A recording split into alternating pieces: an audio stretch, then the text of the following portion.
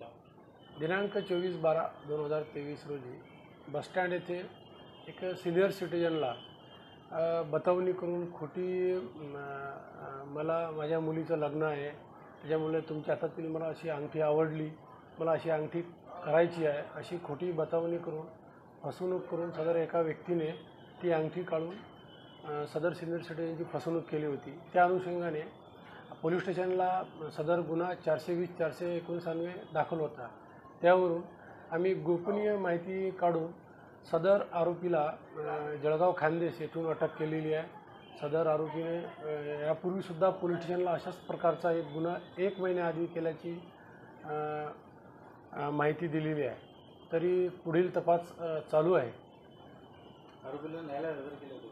आज रोजी आम्ही आरोपीला न्यायालयात हजर करणार आहे आणि PCR घेणार आहे। सर, वयोवृद्ध इसमांना काय आव्हान करते? माझे खामगाव शहर पोलीस स्टेशनच्या वतीने असे आव्हान आहे की कुठलाही व्यक्ती आपल्याला कुठलीही बतावणी करून फसवणूक करत असेल, आपली कुठलीही किमती ऐवज किमती माल पैसे अशा व्यक्तीच्या स्वाधीन करू नये, जेणेकरून आपली फसगत होणार नाही। यामध्ये काही मुद्देमाल रिकवर झाला आहे का? नाही, अद्यापर्यंत रिकवर झालेला नाही आहे, पण नक्कीच आम्ही तो रिकवर करणार आहे।